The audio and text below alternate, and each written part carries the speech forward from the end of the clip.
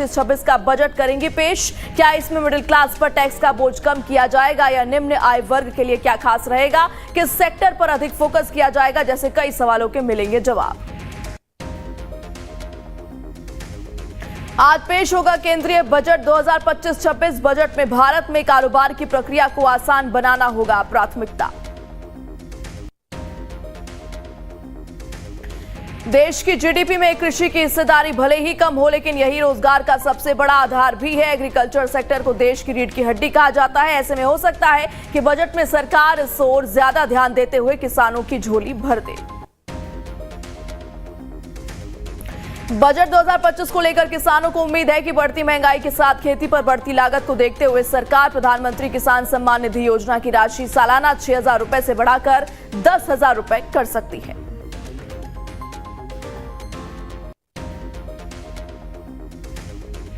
Agriculture sector में productivity को बढ़ाने के लिए सरकार इंफ्रास्ट्रक्चर के विस्तार के तहत टेक्नोलॉजी अपग्रेडेशन कर सकती है। देश के किसानों को बजट में सरकार की तरफ से करीब 1.75 लाख करोड़ रुपए के आवंटन की उम्मीद है, जो पिछले साल 1.52 ट्रिलियन रुपए से 15% ज्यादा है।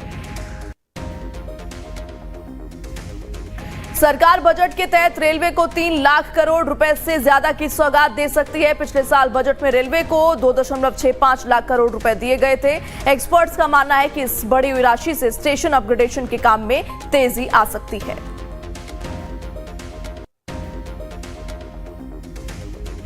बुलेट ट्रेन प्रोजेक्ट पर तेजी से काम आगे बढ़ सकता है। इसके अलावा रेलवे दुर्घटनाओं को कम करने के लिए उन्नत सिग्नलिंग सिस्टम, ट्रैक के बेहतर रखरखाव पर निवेश के साथ रेलवे कर्मचारियों के लिए प्रशिक्षण कार्यक्रमों पर निवेश किया जा सकता है। इसके अलावा सरकार का विचार देश में मेट्रो और रैपिड रेल नेटवर्क बढ़ाने की भी है।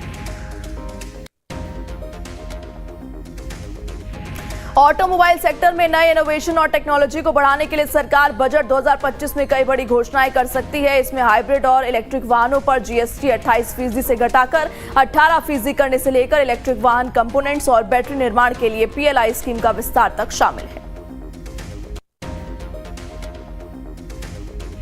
देश के रियल एस्टेट सेक्टर की लंबे समय से मांग है कि उसे इंडस्ट्री का दर्जा मिले। साथ ही होम लोन पर टैक्स छूट को 2 लाख रुपए से बढ़ाकर 5 लाख रुपए करने की भी डिमांड। बढ़ती महंगाई और देश की बढ़ती आबादी को देखते हुए अफोर्डेबल हाउसिंग को बढ़ावा देने की भी मांग।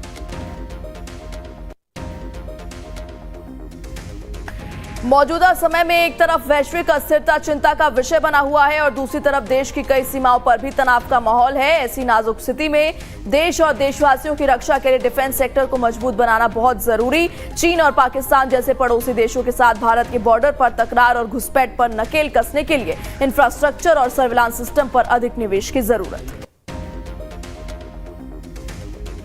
नई बीमारियों का पता लगने और कोरोना जैसी महामारी का ध्यान रखते हुए हेल्थ और फार्मा सेक्टर पर अधिक ध्यान देने की जरूरत। इस सेक्टर की भी सरकार से कई डिमांड है। इनमें से एक है चिकित्सा उपकरणों पर 12% की समान दर से जीएसटी लगाने की मांग, जो फिलहाल 5 से 18% के बीच है। सोनिया गांधी के राष्ट्रपति द्रौपदी मुर्मू पर की गई टिप्पणी पर केंद्रीय मंत्री गिरिराज सिंह की प्रतिक्रिया आई सामने। कहा, सोनिया गांधी ने पूरे देश को शर्मसार किया है। सोनिया गांधी को पूरे देश से माफी मांगनी चाहिए। दिल्ली चुनाव से पहले आम आदमी पार्टी को लगा बड़ा झटका। आम आदमी पार्टी के 8 विधायकों ने पार्टी से दिया इस्तीफा। टिकट न मिलने से नाराज थे विधायकों ने आप सरकार पर लगाए भ्रष्टाचार के आरोप। दिल्ली के लक्ष्मी नगर में अरविंद केजरीवाल की जनसभा। केजरीवाल ने कहा, हर महिला को 2100 रुपए देंगे। बुजुर्गों के लिए संजीवनी योजना लागू होगी। दिल्ली के द्वारका में पीएम मोदी ने जनसभा को संबोधित करते हुए कहा, दिल्ली में भारी बहुमत से बीजेपी की सरकार बनेगी। दिल्ली में डबल इंजन की सरकार चाहिए।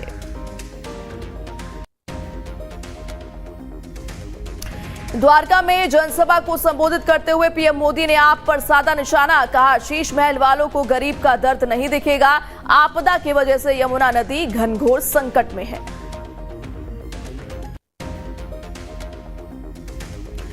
पीएम मोदी ने द्वारका रैली में आप पर साधा निशाना। कहा, आपदा वालों ने दिल्ली की जेब में डाका डाला। दिल्ली के दिल में आपदा वालों के लिए नफरत।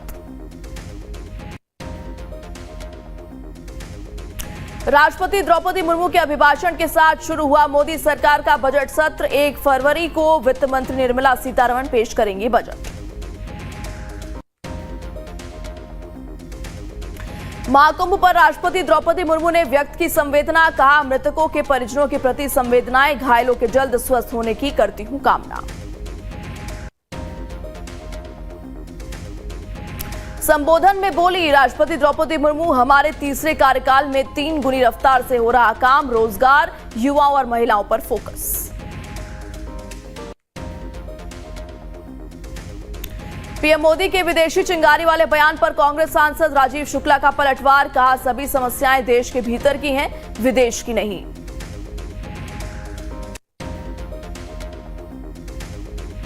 पीएम मोदी के विदेशी चिंगारी वाले बयान पर कांग्रेस सांसद प्रियंका गांधी वाड्रा ने सरकार को घेरा। कहा, ये सब ध्यान भटकाने के बहाने हैं।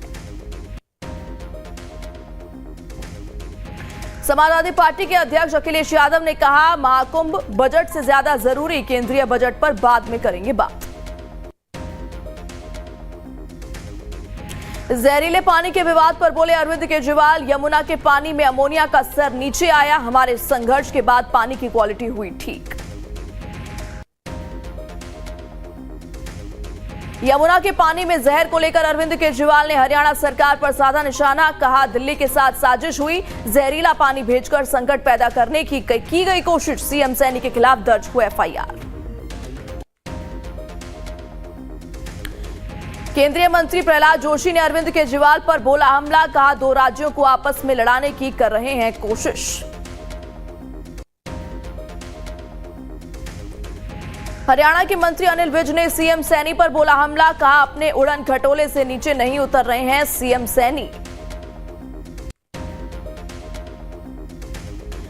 केंद्रीय जल शक्ति मंत्री सीआर पाटिल ने केजरीवाल को घेरा। कहा, अगर यमुना का पानी जहरीला होता तो कोई भी जिंदा नहीं बचता।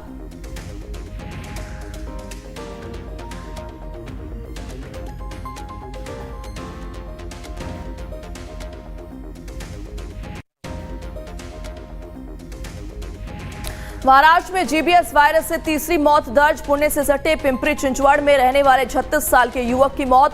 पिंपरी चिंचवड़ महानगर पालिका ने की मौत की पुष्टि। जम्मू कश्मीर के पुंछ में सुरक्षा बलों के साथ मुठभेड़ में 2 आतंकी ढेर। एक अन्य आतंकी को लगी गोली। सुरक्षा बलों ने 3 AK-47 राइफल बरामद किया। आतंकियों की घुसपैठ की कोशिश हुई नाकाम। गोरखपुर जाते समय सीएम योगी ने अयोध्या का हवाई निरीक्षण किया। कुंभ के बाद अयोध्या में श्रद्धालुओं की भारी भीड़ को देखते हुए सीएम ने किया निरीक्षण। रांची के मोरहाबादी मैदान में 2 दिवसीय राष्ट्रीय जत्रा महोत्सव की तैयारी पूरी। सीएम हेमंत सोरेन ने किया शुभारंभ। हरियाणा के सीएम नायब सिंह सैनी पहुंचे वजीराबाद। दिल्ली क्षेत्र में यमुना के पानी का किया निरीक्षण। सीएम सैनी ने दिल्ली और हरियाणा का पानी दिखाया। मिल्कीपुर में एसपी सांसद डिंपल यादव के रोड शो को लेकर मुकदमा दर्ज। अज्ञात एसपी कार्यकर्ता के खिलाफ मुकदमा किया गया दर्ज। सरकारी आदेश के उल्लंघन का मुकदमा। केंद्रीय मंत्री रवनीत सिंह बिट्टू ने पंजाब के सीएम भगवंत मान पर लगाया बड़ा आरोप। कहा, इलेक्शन कमीशन की रेड से पहले कपूरथला हाउस से भारी मात्रा में कैश निकाले गए।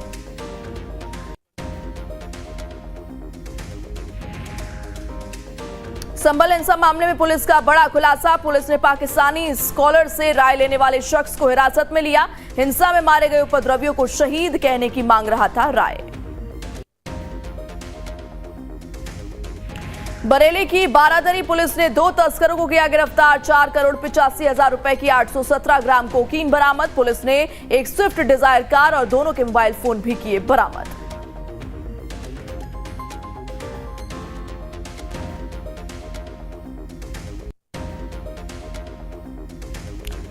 कर्नाटक में सरकारी अधिकारियों पर लोकायुक्त के छापे। आय से अधिक संपत्ति का था मामला।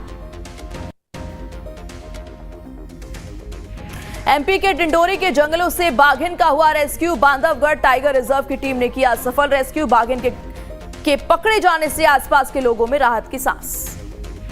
एमपी के उज्जैन में पुलिस ने कुख्यात बदमाश सलमान लाला को किया गिरफ्तार। बदमाश पर 60,000 का था इनाम। बदमाश के पास से 25 लाख का ड्रग्स बरामद। यूपी के जौनपुर में दिन दहाड़े कॉलेज के बाहर अज्ञात बदमाशों ने छात्र को मारी गोली। गोली लगने से छात्र घायल। मामले से इलाके में फैली दहशत। जांच में जुटी पुलिस। यूपी के देवबंद से गोलीकांड की खबर आई सामने। दो पक्षों में आपसी विवाद को लेकर चली गोली। गोली लगने से एक शख्स की मौत, कई घायल। जांच में जुटी पुलिस। यूपी के शाहजहांपुर में पुलिस ने नाबालिग छात्रा का रेप और हत्या का किया खुलासा। पुलिस ने 14 महीने पहले हुए रेप केस में छात्रा के शिक्षक को किया गिरफ्तार। लापता छात्रा का खेत से कंकाल हुआ था बरामद। एमपी के ग्वालियर में 7वीं क्लास की छात्रा के साथ दुष्कर्म का मामला आया सामने। पड़ोस में रहने वाले व्यक्ति पर दुष्कर्म का आरोप। पुलिस ने मामला किया दर्ज। एमपी के विदिशा से मारपीट का मामला आया सामने। ठेकेदार और स्थानीय लोगों से हुई मारपीट। पुलिस ने मामला किया दर्ज। एमपी के भिंड में रेत माफियाओं के हौसले बुलंद। अवैध खनन रोकने गई टीम पर बदमाशों ने किया पथराव। पुलिस ने मामला किया दर्ज। बरेली में तंत्र मंत्र से खजाना खोजने और नकली हत्या का षड्यंत्र रचकर पैसे वसूलने वाले एक गैंग के 5 आरोपी गिरफ्तार। आरोपियों के पास से कारतूस, 3 चाकू और 5 मोबाइल फोन बरामद।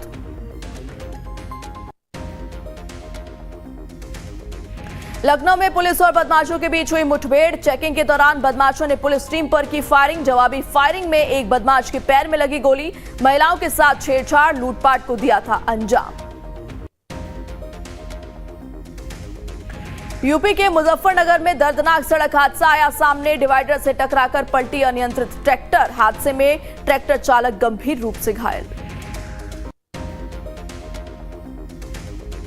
यूपी के बरेली में पिकअप और ऑटो की जोरदार टक्कर। हादसे में 2 लोगों की मौत, 4 घायल। अस्पताल में घायलों का इलाज जारी। मध्य प्रदेश के मेहर में नहर निर्माण के दौरान मिट्टी के नीचे दबने से एक व्यक्ति की हुई मौत। हादसे के बाद से बचाव अभियान जारी। एमपी के आगर मालवा में आयशर और ट्रक के बीच भीषण सड़क हादसा। हादसे में एक शख्स की मौत, 2 लोग घायल। मामले की जांच में जुटी पुलिस। संसद में राष्ट्रपति का अभिभाषण। सोनिया ने बेचारी कहा, राहुल ने बोरिंग। पीएम बोले ये आदिवासियों का अपमान। राष्ट्रपति भवन ने भी आपत्ति जताई। सेंसेक्स 740 अंक की तेजी के साथ 77,500 पर बंद। निफ्टी भी 258 अंक चढ़ा। बीएसई स्मॉल कैप में 899 अंक की बढ़त। मोदी के अमेरिका दौरे की तारीख की घोषणा जल्द। एमईए बोला कुछ ही दिन में भारत आएगा। तैमूर राणा प्रत्यर्पण को लेकर बातचीत जारी। ट्रंप दोस्त या खतरा, सवाल पर जयशंकर का जवाब। कहा वो भारत के लिए आउट ऑफ सिलेबस। मोदी के साथ उनके अच्छे रिश्ते। ट्रंप ने अमेरिकी डॉलर पर ब्रिक्स देशों को चेतावनी दी। कहा डॉलर में व्यापार नहीं किया तो 100% टैरिफ लगेगा। काश पटेल बोले मुझे लोगों ने नस्लीय गाली दी। सीनेट में बयान दिया। जय श्री कृष्णा से स्पीच शुरू की। कलावा पहने नजर आए। अमेरिका में प्लेन हेलीकॉप्टर क्रैश। सभी 67 लोगों की मौत, 40 शव बरामद। हादसे में भारतीय मूल की महिला की भी गई जान। हॉकी इंडिया लीग के फाइनल में पहुंचा बंगाल टाइगर। सेमीफाइनल में तमिलनाडु ड्रैगन्स को पेनल्टी शूटआउट में हराया। भारत ने इंग्लैंड को 15 रन से हराया। चौथा T20 मैच। भारत ने सीरीज में 3-1 की बढ़ाई बढ़त। हार्दिक दुबे ने खेली शानदार अर्धशतकीय पारी। सचिन तेंदुलकर को मिलेगा lifetime achievement award. Bumrah और मंधाना 2024 के best cricketers. BCCI head office में होगा समारोह। भारत लगातार दूसरी बार अंडर 19 वर्ल्ड कप के फाइनल में। इंग्लैंड की महिला टीम को 9 विकेट से हराया। Parunika player of the match. Gold test के तीसरे दिन ऑस्ट्रेलिया 518 रन से आगे। श्रीलंका ने 5 विकेट खोकर 136 रन बनाए। स्टार्क वुमेन को 2-2 wicket. Olympian boxer Manoj Kumar का संन्यास। कुरुक्षेत्र में तैयार करेंगे रिंग के नए किंग। कोच बोले एक युग का हुआ अंत। 38वें नेशनल गेम में विश्व जूनियर चैंपियन पार्थ माने ने 10 मीटर शूटिंग में जीते स्वर्ण। रुद्राक्ष पाटिल ने जीता रजत। रैपर अवतार ने की दूसरी शादी। सोशल मीडिया पर वायरल हुई तस्वीरें। साल 2022 में हुआ था पहली पत्नी से तलाक। रहमान को बेहतर सिंगर नहीं मानते सोनू निगम। बोले उनका सुर अच्छा, म्यूजिक कंपोजर महान, लेकिन गायकी कुछ खास नहीं। स्काईफोर्स का वर्ल्ड वाइड आंकड़ा 100 करोड़ के पार। Domestic collection 86 crore. देवा की रिलीज से कमाई पर पड़ सकता है फर्क। देवा में अपने किरदार पर बोले शाहिद। हर सीन के बाद परतें खुलेंगी। करियर पर कहा जितना मिला खुश हूं, इतना भी नहीं सोचा था।